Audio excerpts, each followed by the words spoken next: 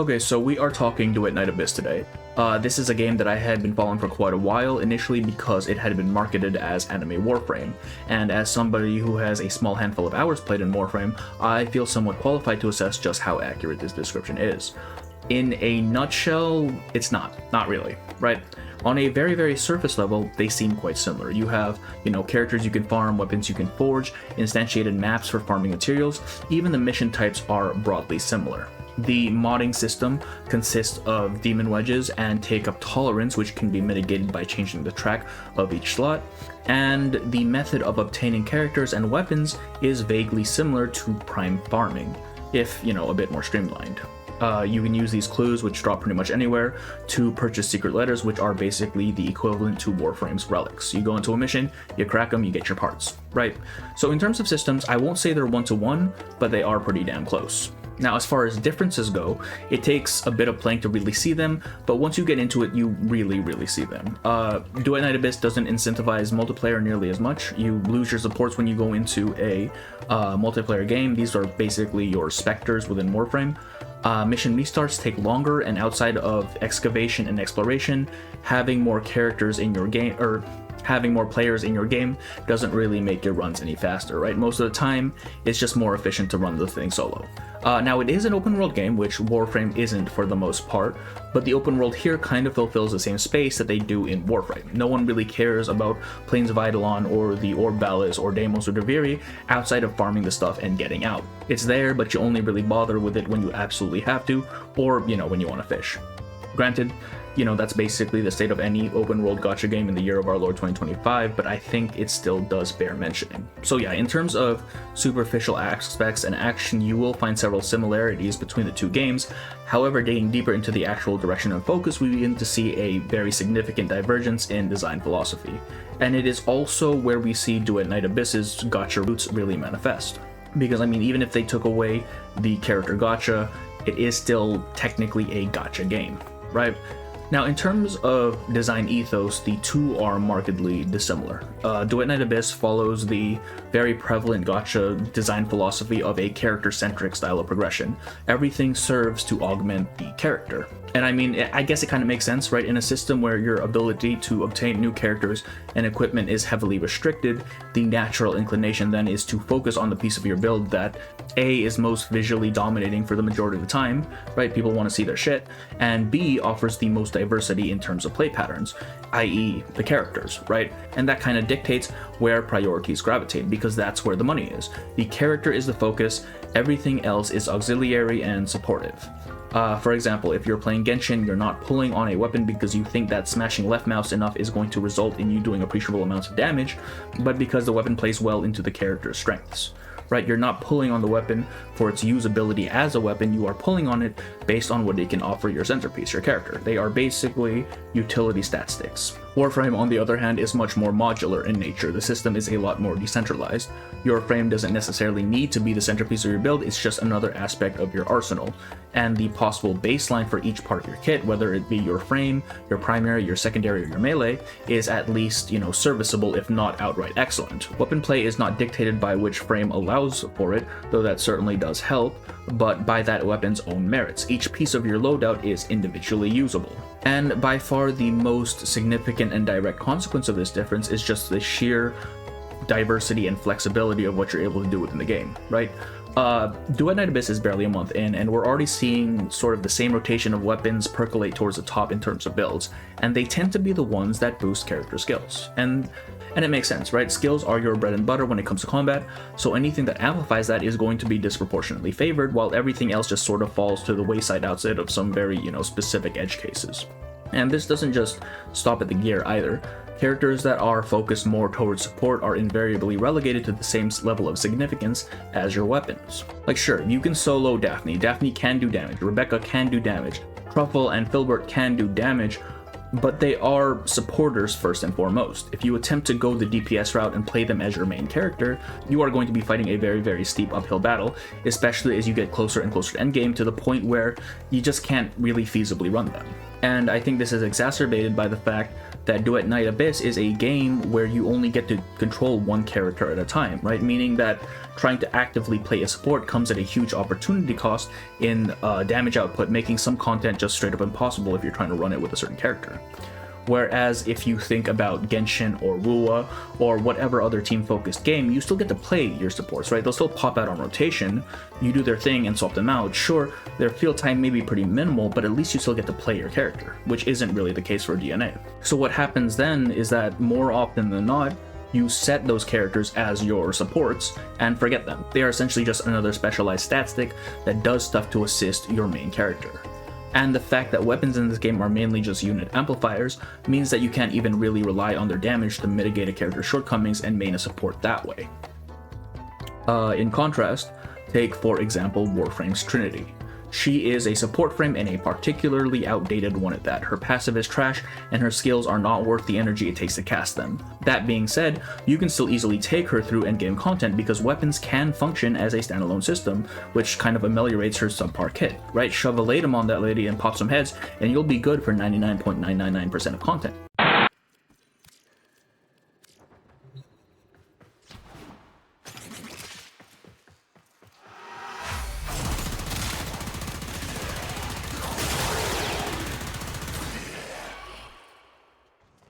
It doesn't matter if your frame does nothing, because other parts of your build can pick up the slack. And this leads me to another point, right? The overall role diversity and incentive to fill those roles just isn't quite there. So for example, again, Warframe, you want to play a primarily caster style? Fine, you can go Oberon, you can go Lavos, you can go Saren. You want to shoot shit? Great, you can use a weapons platform like Wisp or Mirage or Ureli. You want to be immortal and just sit in survival for 6 hours? Revenant and Nyx can do that. You know, you want to farm more efficiently, you can get double drops with Nekros or Korra, or I guess Atlas if you're really coping. And if you want to be an absolute shit stain on the earth and have your teammates curse every member of your lineage past and future, you can always just play Limbo. You are not only able but encouraged to build differently and mix and match frames and gear, right? Everything can serve a purpose depending on what sort of thing you're trying to do in that game. There is very little opportunity cost in dumpstering your frame's personal damage because again, your weapons can easily just supplement that. On the other hand, Duet Night Abyss is just a damage check. Basically, I'm going to be very real with you, that's what most of the endgame is. Immersive theater requires you to kill a certain amount of enemies within a time limit, disproportionately favoring characters that can output a lot of damage in as small a window as possible. There's no incentive to run immortal builds, looting builds don't exist, weapons are only viable if the character facilitates it somehow. Character viability basically boils down to who makes the biggest numbers come up when you hit Q or E. Right? Get your Lady Nifle with Intron 6 and there's very little reason to run anything else. The system is simpler, the goals are more single-minded, and as a result it's much easier to solve the game. So even if the systems are similar, the way each game utilizes those systems and what aspects of their gameplays they prioritize is wildly different. Now moving on, we're going to round this all out with probably the most important aspect of any game, the goonerisms, as the young people say. Now, while you normally assume that the clear winner here is Duet Night Abyss due to their characters generally appearing more human, allow me to present a counterpoint. Let him cook! Let him cook now! Let him cook! I said let him cook! Like, I know a lot of you probably aren't clanker fuckers, but god damn, man. Now, jokes aside, more broadly, I'm talking about aesthetics and cosmetics, and this is where I think things can be a bit misleading on Duet Night Abyss's side, right? One of the selling points for the game was the idea of the freedom of customization. In the promotional material, you were shown to be able to color different parts of the outfit and weapons while also being able to equip various accessories. This is a very clear parallel to Warframe's own customization system. And in Duet Night Abyss, you can do that, albeit in a very limited fashion, right? To start with, you can't color-based skins. If you do not have an outfit for a character, you cannot color that character. But how do you alter those colors? Well, in Warframe you have a base set of palettes initially, and you can also make a one-time purchase of additional color palettes using the paid currency Platinum, and just use all of those colors without restraint. In Duet Night Abyss, you use dyes. Dyes are one-time use, pull from a very limited palette, and must be purchased from the in-game store, and are limited to a certain number of purchases per month, which, I mean, it probably won't matter because you won't have enough outfits to actually use up all those dyes to begin with. And the currency for all this? Gacha currency, baby. Because this is still a gacha game. The focus has just shifted from a character and weapon gacha to a purely cosmetic gacha, which, frankly I think is an improvement, right? Now, to be more specific, the various color dyes may be purchased with voxine, which is your pull currency, and the monotone black and white shades can be purchased with prisms, which is the residual currency when you get duplicates. And that's just a whole lot of words to say that blinging out your characters is currently very much in whale territory. Now, Hero Games has expressed an openness to having cosmetics available through other means, however at the time of this video that has not gone through just yet. It isn't all doom and gloom though, as the gacha system is at least fairly lenient by modern standards. Pity is at 90 pulls, which isn't fantastic. However, the 50-50 or more accurately 33-33-33 system in this game only exists nominally, really. It's basically a toss-up of either win or win harder, right? There's a 33% chance of either getting the rate-up outfit, 25 prisms, or 50 prisms.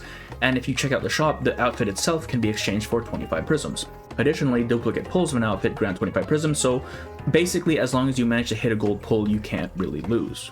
That being said, pity doesn't carry between banners, so I highly recommend accounting for the worst case and only pulling if you have enough pity. It's still a gacha, you're still going to have to amass pulls in order to have any reasonable expectation of getting what you want, and coloring things is still pretty firmly out of the question unless you're willing to drop money. That being said, it's cosmetics. It's entirely a luxury system, so I can't be too upset in that regard, and for a lot of you, this probably doesn't matter, right? As I'm assuming the primary audience is the gacha demographic, and most of the popular gacha games on the market today don't even have a really robust customization system to begin with, if any at all, right? It's probably just enough that very little of the actual gameplay is barred behind any sort of paywall, and honestly, I would have to agree. However, for those of you who do like to decorate your characters and consider fashion to be the true endgame, this very well could be a deal breaker, as any progress on that front is likely to be either incredibly expensive or incredibly slow. But yeah, that's the comparison. There are some other differences that I think are a lot more minor, but this is just what immediately stuck out to me when I was playing through the game. Is Duet Night Abyss just anime Warframe? Not really, no.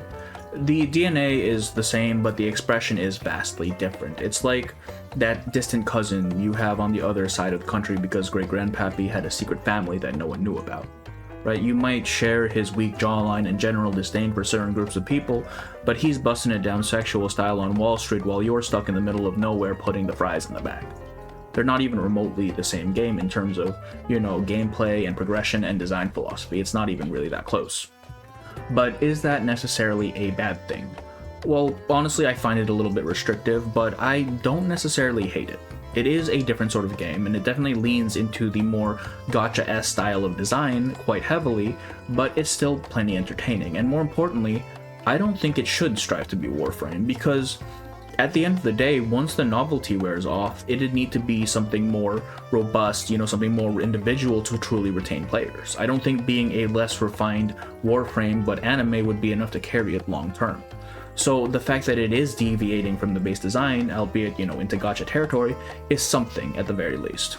And I mean, who knows, right? The game and the company are still fairly young. Maybe as time goes on and they find their footing and their core audience and really hash out what makes money and what people are willing to allow, the game eventually gets that same treatment of constantly, iterating and adjusting and adding to it that has resulted in Warframe being the refined product that it is today.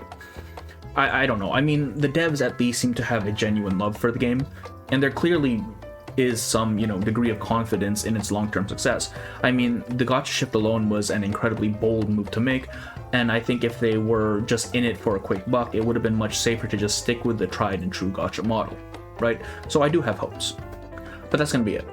Thank you to Pompa Aerostar, Chip II, Bones and Apple, and Keto DTD for supporting me and being YouTube members, and thank you to Neo Suez and Chip again for the 10 gifted memberships each. It really does mean a ton. And for all of you, I hope you enjoyed this video, and I will be seeing you on the next one, alright? Bye-bye. Da da da